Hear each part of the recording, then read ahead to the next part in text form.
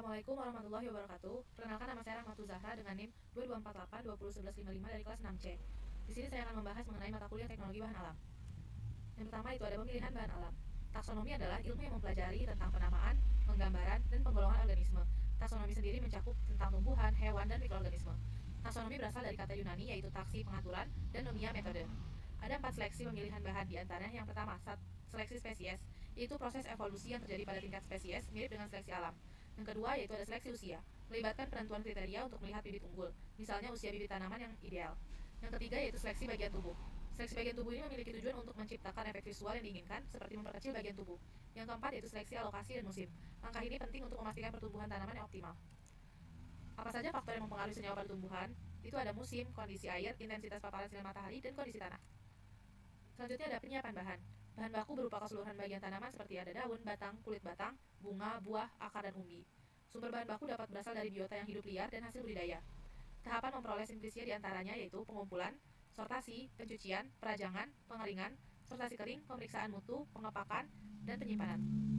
Tahapan penyiapan bahan meliputi yang satu ada pengeringan, kedua pengecilan ukuran, ketiga sortasi kering atau disebut dengan garbling, keempat pemeriksaan mutu, yang kelima pengemasan atau packaging, yang keenam penyimpanan.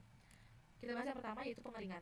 Proses pengeringan sendiri diantaranya dapat memakai sinar matahari, menggunakan kering angin, oven, microwave, atau freeze drying.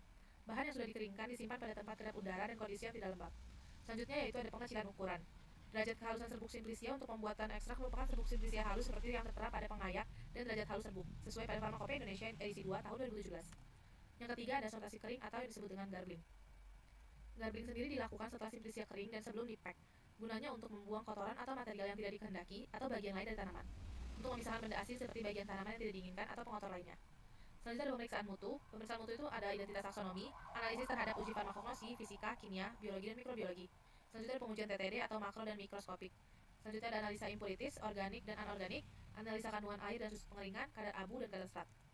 Pengemasan atau packaging. Pengepakan tergantung pada tempat atau tujuan jauh dekatnya. Cara pengangkutan, perkiraan lama di perjalanan. Pengepakan juga bertujuan untuk mengurangi volume sampel sehingga lebih ekonomis terkait dengan biaya pengangkutan. Pada packaging harus dicantumkan label simplisia meliputi nama simplisia tersebut, asal, waktu panen, nama kolektor, kandungan senyawa, dan kandungan senyawa aktifnya. Selanjutnya ada penyimpanan. Cara dan tempat penyimpanan yang sesuai merupakan faktor penting untuk menjaga kualitas simplisia. Gudang penyimpanan harus tahan api, konstruksi baja, tahan panas, dan tahan rayap. Hal ini untuk menjaga dari kerusakan karena cahaya, oksigen udara, reaksi kimia, internal, dehidrasi, serangga, serta pengotor lainnya. Cahaya sendiri dapat menyebabkan perubahan kimia seperti isomerisasi, polimerisasi, dan rasenisasi. Dengan oksigen udara itu dapat menimbulkan oksidasi senyawa aktif. Reaksi internal dapat menimbulkan aktivitas enzim dan autooksidasi. Dehidrasi itu udara kering menyerap air dari simplisia menyebabkan bahan mengkerut. Sedangkan kapang itu dapat merusak kandungan kimia dan menghasilkan toksin yang berbahaya. Jadi selanjutnya yaitu ada ekstraksi bahan alam. Ekstraksi sendiri adalah pengambilan senyawa metabolit sekunder yang menjadi target untuk dipisahkan dari biomasa atau ampas, karena sifatnya yang mengganggu baik dalam penyajian maupun karena efektivitas hasil dari bahan aktifnya.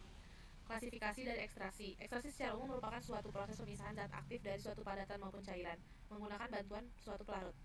Ekstraksi sendiri bagi menjadi tiga, yaitu ada supercritical fluid extraction, yang kedua ada solid liquid extraction, yang ketiga ada liquid liquid extraction. Tiga tahapan proses ekstraksi itu meliputi pelarut akan merusak dinding sel dan jaringan serta masuk ke dalam sel. Ada juga pelarut akan melarutkan senyawa-senyawa metabolit, dan ada juga pelarut bersama senyawa metabolit yang terlalu dikeluarkan dari bahan atau biomasa penghasilnya. Metode dari ekstraksi itu ada bermacam-macam. Yang pertama ada maserasi. Maserasi sendiri terdiri dari 4 tahapan, yaitu perendaman, pengadukan, penyaringan, dan pengulangan.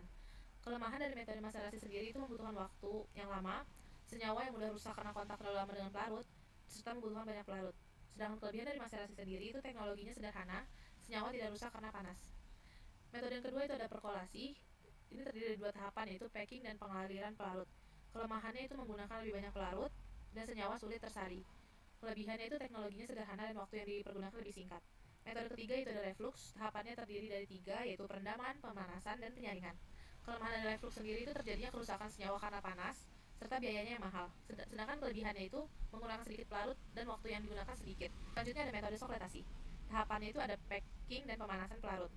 Kelemahan dari metode sokletasi itu terjadi kerusakan senyawa karena panas dan biayanya yang mahal. Sedangkan kelebihannya itu menggunakan sedikit pelarut, waktu lebih singkat, dan rendaman lebih tinggi. Metode selanjutnya itu ada ekstraksi dengan ultrasonikasi. Tahapannya itu terdiri dari perendaman, ultrasonikasi, penyaringan, dan pengulangan. Kelemahan dari metode ini itu biayanya mahal. Sedangkan kelebihannya itu waktu digunakannya lebih singkat dan digunakan lebih sedikit. Metode selanjutnya yaitu ekstraksi dengan microwave. Tahapan ini dilakukan sama dengan ekstraksi ultrasonikasi, tapi kelemahannya yaitu biayanya yang mahal, serta senyawanya yang mudah rusak. Tetapi kelebihannya yaitu waktu yang digunakan lebih singkat, serta pelarutan yang digunakan sedikit. Selanjutnya, metode ekstraksi dengan tekanan. Tahapannya juga sama dengan metode ultrasonikasi sebelumnya. Kelemahannya itu biayanya sangat mahal, tetapi kelebihannya itu waktunya singkat dan tidak rusak karena panas. Selanjutnya, evaporasi. Pulang semua maserat kemudian uapkan penguap vakum hingga diperoleh ekstrak kental. Hitung rendaman yang diperoleh yaitu presentasi bobot B per B antara bobot rendaman dengan bobot struktur simplisia digunakan dalam penimbangan. Sekian materi yang bisa saya paparkan, kurang lebihnya mohon maaf. Wassalamualaikum warahmatullahi wabarakatuh.